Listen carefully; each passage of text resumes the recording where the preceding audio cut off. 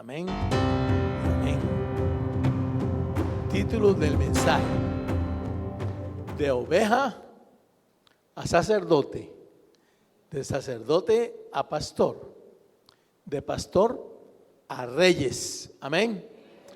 El Rey de Reyes y Señor de Señores nos quiere decir algo hoy, queridos futuros reyes. Para eso he tomado un ejemplo muy bonito que está de acuerdo al corazón de Dios, que es David. Pero no puedo mencionar a David sin mencionar a Saúl. Cuando el pueblo de Israel pide al profeta Samuel que quieren un rey, porque sus hijos de Samuel han pecado y no sirven para gobernar de parte de Dios, y se acaba la era de los jueces, donde Dios a través de ellos juzgaba al pueblo de Israel. Y cuando Samuel se sorprende de esta petición que le hicieron las tribus de Israel, Dios le dice: no te preocupes, no te están desechando a ti, me están desechando a mí, porque yo quería ser el rey, pero ellos quieren rey, ponles un rey. Y de la tribu de Benjamín busca un hombre alto, buen mozo, y lo unge a Saúl. Y comienza a gobernar, no sin advertencia al pueblo de Israel, que le dijo: ok, pero estos reyes, este rey y sus descendientes se enseñorearán de ti, los pondrán a trabajar, los esclavizarán, le pondrán tributos, serán esclavos para la agricultura, serán esclavos para formar ejércitos, para defenderlo, y sus casas se fortalecerán a través de ustedes. Pero si ustedes lo quieren así, que así sea. Y así comienza el reinado de Saúl. Pero sucede algo. Dios le dice a través del profeta Samuel a Saúl que vaya contra los amalecitas, pero que no deje ni uno solo vivo, ni sus cosas, ni su ganado, nada. No quiere esa abominación a Jehová, porque ellos se opusieron al pueblo de Israel cuando iban hacia la tierra prometida, y Dios dijo: por cuanto lo hicieron, quiero que desaparezcan de la tierra. Van a la guerra y ganan los israelitas. Y él mata a todos menos al rey de los amalecitas, Agar.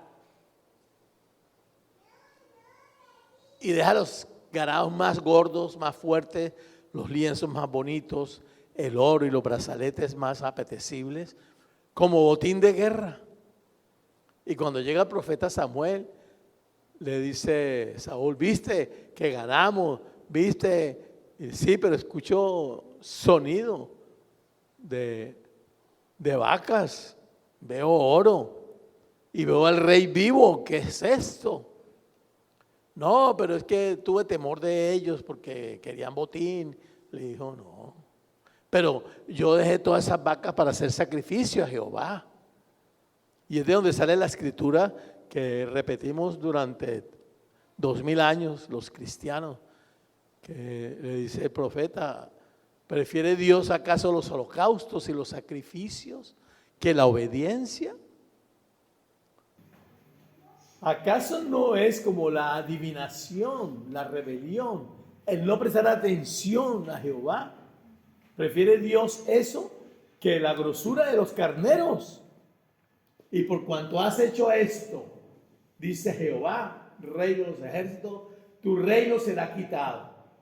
Y Saúl entendió que iba a perder lo que Dios había entregado, él y su casa, y se arrastra hacia el profeta y rasga la vestidura. Y así como rasgó la vestidura, le dice el profeta: así será rasgado el reino, por cuanto has desobedecido. Pero es importante tener a Saúl allí, porque en el cielo también hubo una rebelión. A Adán, a Luzbel, que conocía el bien y el mal, se le dijo: no toques el mal, no le des vida al mal, eso déjalo allá afuera. Pero dice la escritura que hasta que se halló en él maldad, él concibió en su corazón el ser igual a Dios y quiso ser como Dios, y a las estrellas más altas quiso subir y agarrar la adoración de Dios, y para sí mismo, ese Saúl Luzbel, desobedeció a Dios.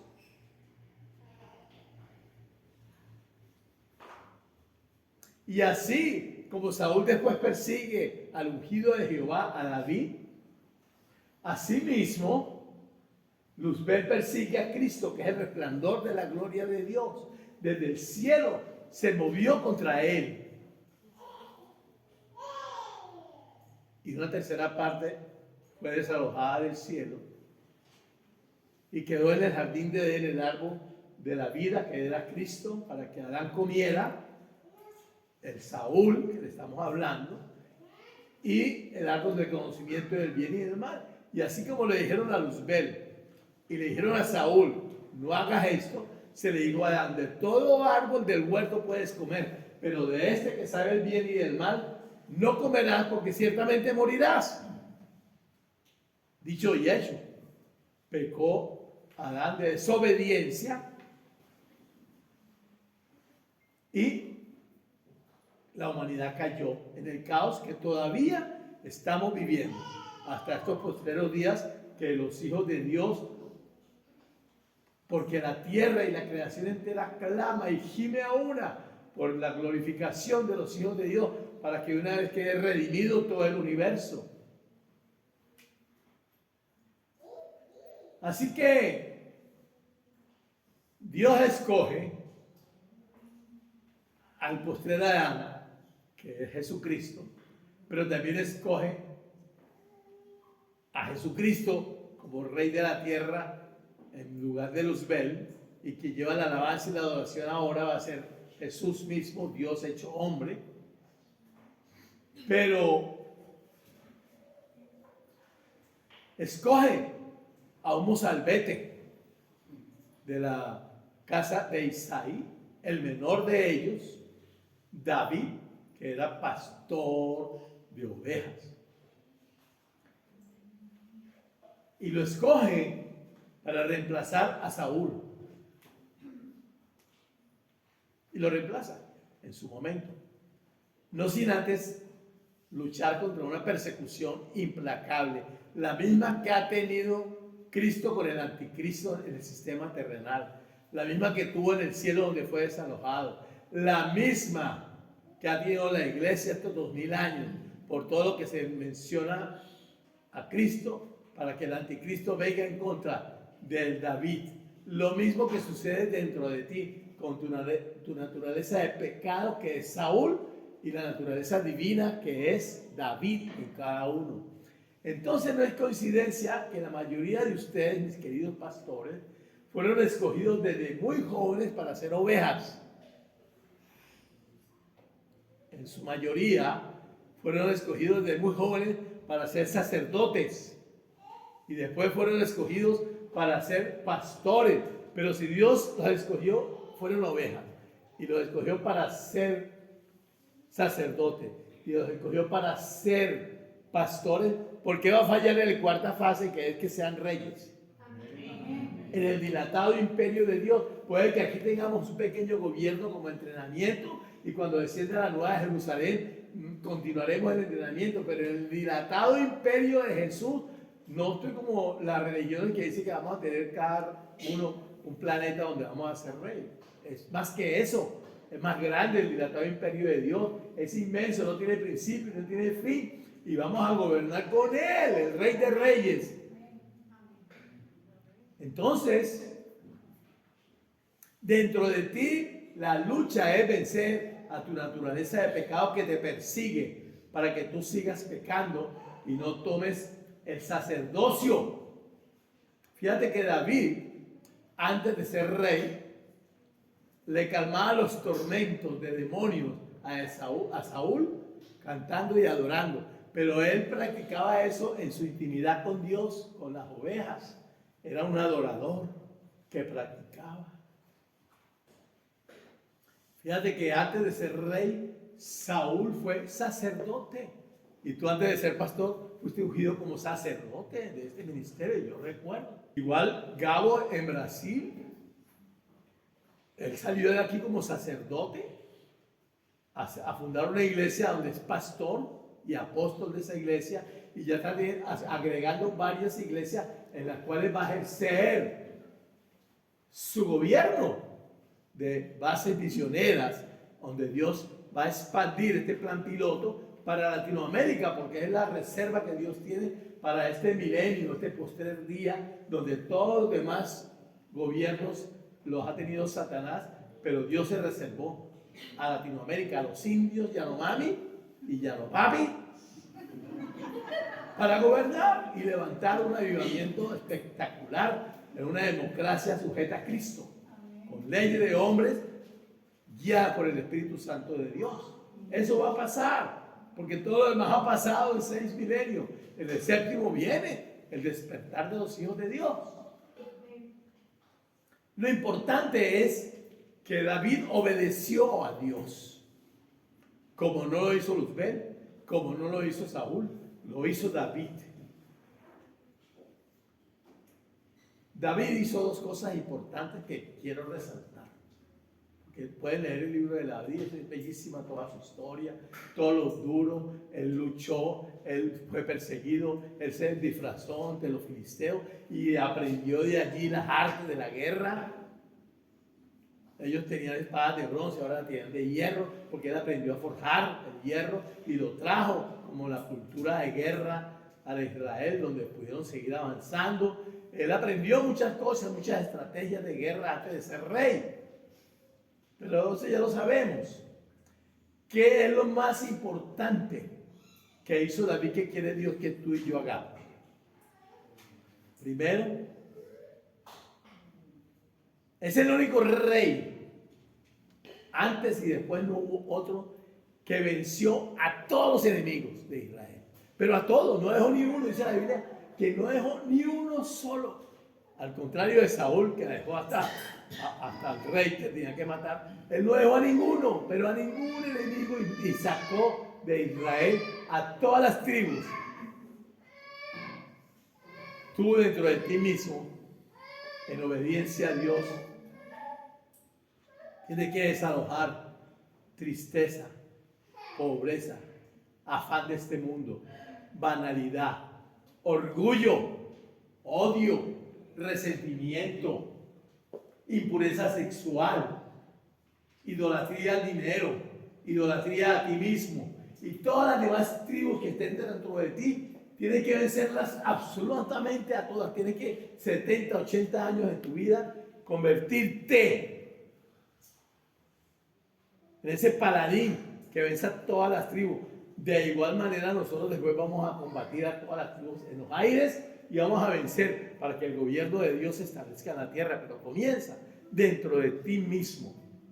Es importante vencer dentro de cada uno todas las tribus que se oponen a que Cristo viva dentro de ti.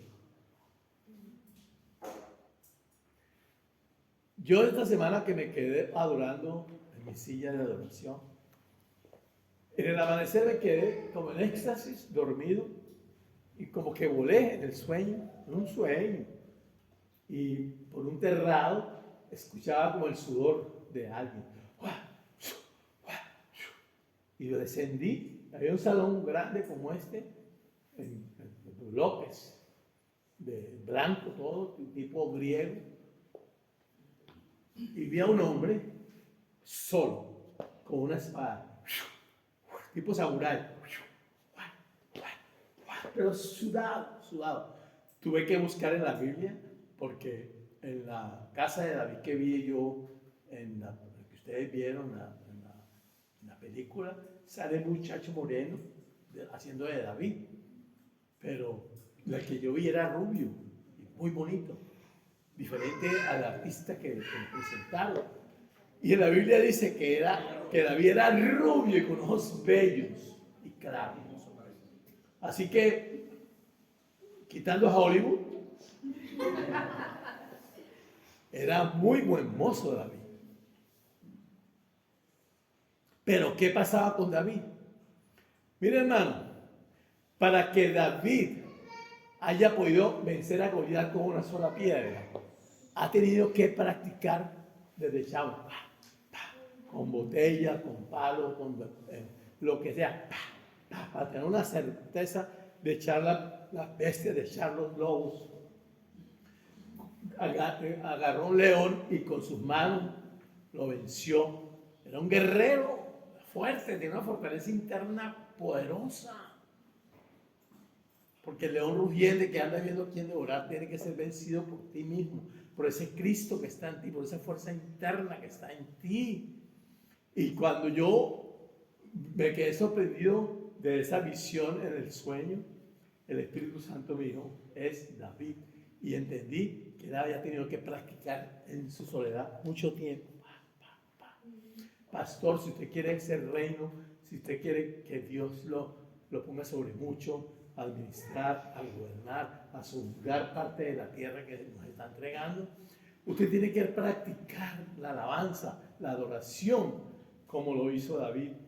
Tiene que practicar la guerra espiritual con las armas que no son carnales, sino espirituales. Tiene que adorar, tiene que orar, tiene que interceder, tiene que guerrear en el espíritu y entrenar tu alma de tal manera que cuando venga el ataque del enemigo tú puedas sojuzgar, tú puedas gobernar, tú puedas vencer al diablo.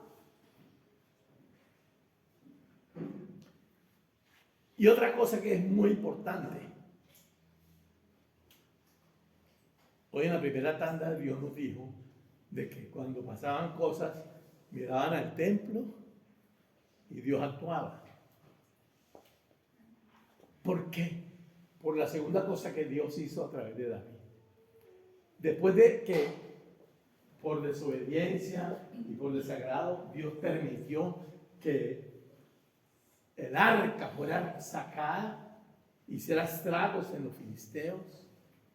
David, después de 20 años, porque con Saúl se perdió, pero con David logró traer el arca nuevamente a Jerusalén. ¿Por qué en el templo sucedía el milagro? Porque dentro del templo que pudo construir Salomón estaba el arca de Dios. A través de la alabanza y de la adoración, nosotros creamos la atmósfera, el espacio para, con nuestros hechos, agradar a Dios y tener la mesa de la proposición y la satisfacción delante de Dios. Tenemos la luz de Dios que nos ilumina para alabar y bendecir su santo nombre. Pero tenemos también el olor fragante que como incienso sube en las alabanzas de mi pueblo, dice la palabra, como olor fragante. Y entonces comienza la acción de gracias, y en la acción de gracias tú puedes entrar al lugar santísimo. ¿Y qué hay en el lugar santísimo? El arca de Dios. ¿Y qué hay en el arca de Dios?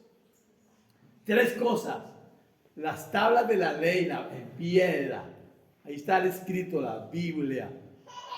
Lee la Biblia, practica la Biblia, aprende de la Biblia. Para eso tenemos el instituto, para estar allí familiarizándonos con la palabra de Dios. También en el arca de la alianza, en el arca de Dios, que está dentro del santuario, el lugar santísimo. Tenemos el maná, que es cuando Dios te revela la palabra, cuando desciende del cielo la iluminación que es, wow, tú dices, esta es la palabra que Dios está mostrándonos. Pero el tercer elemento que está allí, custodiado por ángeles, es la vara de Aarón que reverdeció, el Espíritu Santo, el aventador que está en las manos de Jehová y que hace que tu alma resucite. Y entonces allí en ese templo espiritual hay la vida de resurrección de Cristo y puedes con eso vencer todas las alimañas que están afuera estorbándote. Ciertamente no tenemos demonios dentro, pero en nuestra esfera hay una actividad demoníaca que, como dardos de fuego del enemigo, te zumban dardos, y si no tienes la fe suficiente y la palabra suficiente para contrarrestarlos, por eso a nuestros niños les enseñamos. Mira, esto es así, esto es allá, ya van aprendiendo a comportarse en Egipto, aprendiendo lo que hay que aprender, tomando lo bueno y desechando lo malo, para que con la palabra y la espada de doble filo poder tener con fe y detener los dardos de fuego del enemigo para que no entren a tu corazón y no perviertan tu vida. Esas son las dos cosas que Dios quiere que nosotros hagamos en obediencia. Desalojar todos los elementos que son contrarios a Dios primeramente.